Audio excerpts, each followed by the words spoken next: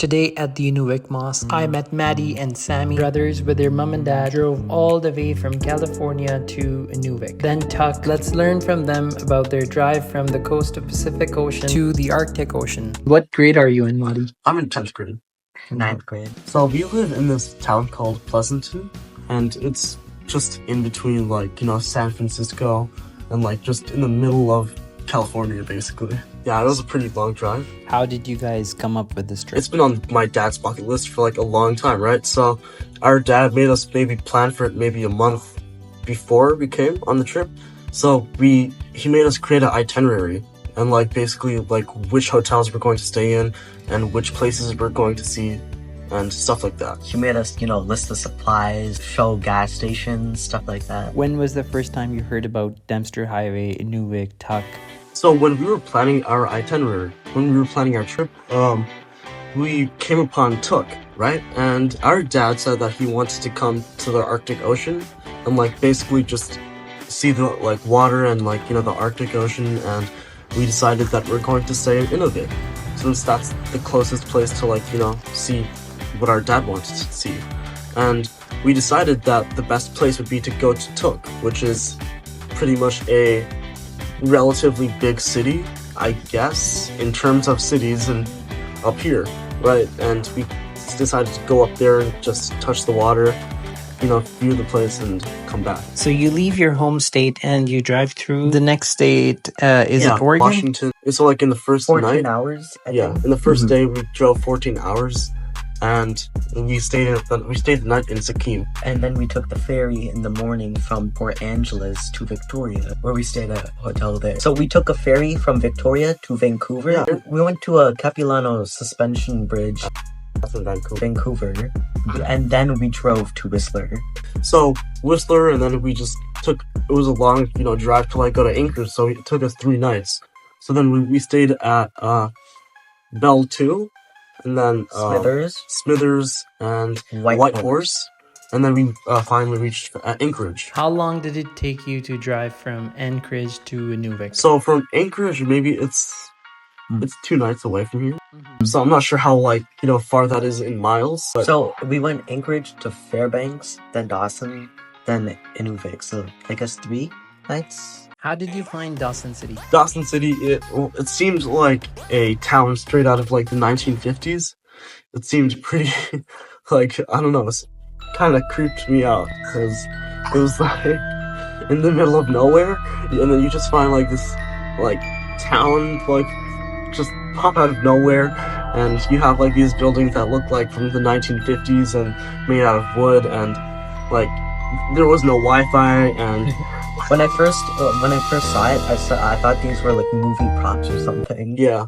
Because the, like, houses were, like, straight up and, like, it seemed deserted and just creepy. Did you stay the night at Dawson City then? Yeah. You left Dawson City probably in the morning? Yeah. And then you drove up to the intersection of Klondike and Dempster. Yeah. How was the Dempster Highway? It was very bumpy. It was really very bumpy. Rough. We stopped by, like, we filled up a gas can, because we know that Eagle Plains, which is, like, halfway between, the beginning of Dempster and, like, Inuvik, we knew that the gas was there, like, it was very expensive, so we just took a gas can, yeah, and used that instead. What else is unique about this, especially the Dempster Highway? So it was very, I don't know, it was very, like, I like the scenery, though. You can see a lot of these different scenery that we don't get from California much. Yeah, so, like, I thought it was very unique, because you have, like, this highway out of the, like, in the middle of nowhere, and, like, it's just no cars for miles, no gas stations, no one. You're deserted, and it's just, there's rolling just hills, and, like, so green, and, like, no trees. It's, like, just field, and, like, you have rivers, and it's just crazy. How was it when you got here in Inuvik? So we were pretty much exhausted, because, like, it was a bumpy road. We slept a lot, and I don't know, it felt like we didn't feel like we slept, but, like, we did sleep a lot, right? So I'm not sure, we were sitting in the car for so long, we just couldn't walk or something. My first thought on arriving on Inuvik was the bugs, because like I see these huge bugs on my window, and I was like, oh my god, because like I'm just scared of bugs. What did you find interesting about Inuvik? Like, I felt like the craziest one was like this, just the sun never going down, and like I was up, we were up until 2 a.m. until 3 a.m. last night, right? And we're at our desks, like in the hotel desk, right? And we're looking out the window. It's just as sunny as like 3 p.m. On the way, did you drive through the mountains? So we went on Highway 37, and that's like one of the most secluded highways, like just in North America, right? And there's like no one, nothing like there are for like miles, for hundreds of miles. You have no one, nothing, no gas stations, and it's just miles of mountains, mountain ranges, right? And it's so beautiful that like just the boredom of like driving through it makes up for it. The scenery makes up for it. In fact, we did go on mountains during our journey, but it was actually warm there because we expected it to be very cold, and like we touched the ice, that was cold. But once our hands left the ice, it was like we didn't even need our jackets or anything. Or was there a time where you feared running out of gas? We actually did almost run out of gas like in Highway 37 because it's so like secluded. We almost actually did run out of gas, but we were fine. Yeah, one of the gas stations closed, I think. Yeah. And we had to backtrack, I think. Yeah. Yeah, we had to backtrack like 30 miles or so, and we were about to run out there. Yeah. And we did manage to fill gas. How do you manage food on the trip? We bought this sort of like a refrigerator. So we have an electrical refrigerator. Electrical Cooler, yeah. Yeah, electrical cooler. And we just carry some like necessities in there, like some milk, eggs, and like other stuff. And we have 2 coolers, right? Not like one electrical, one normal. And in the normal one, we carry just drinks and like maybe some cake from Costco. Did you get a chance to talk to other travelers on the way? Oh yeah. Yeah. So today we went to like Tuk, right? And we met this law professor. He was a environmental law professor, and he said that he went to Stanford and then he graduated from Yale Law School. And we just had like a long talk with him because his wife was actually her parents were like World War II French resistance fighters, and they had so many stories to tell. It was pretty like interesting. Like it was crazy to think like about the people we meet there. Is there a story you can share with me? Yeah.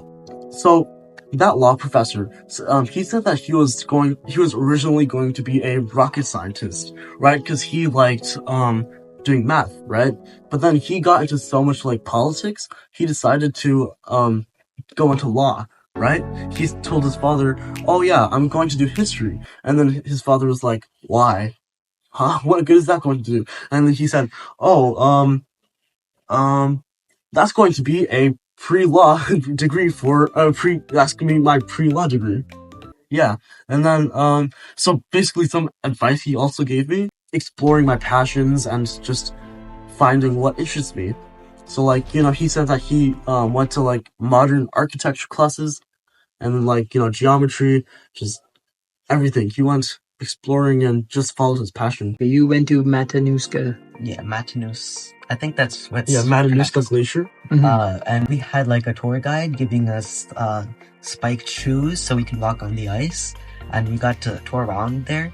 And on the way we passed people on motorcycles, and my dad asked them about their license plate because it said they were from Brazil, and they said that they drove from Brazil all the way to Alaska, which I thought was pretty crazy. How would you remember this trip 5 years from now? So about this trip, honestly, I would remember like just going on the Arctic Ocean, right? If you could just for like miles, like I couldn't just think, like it was crazy to think about it. Like I'm at the very top of the world, and just from miles, just a few miles ahead of me, I have like the North Pole, like you have ice, and it's crazy because I'm at the top of the world. In 5 years, I could think about like we're in the Arctic Circle, and in the summer I can, it's just warm, or not warm necessarily, but I expected it to be like always freezing all Yeah, the we time. expected it to be cold.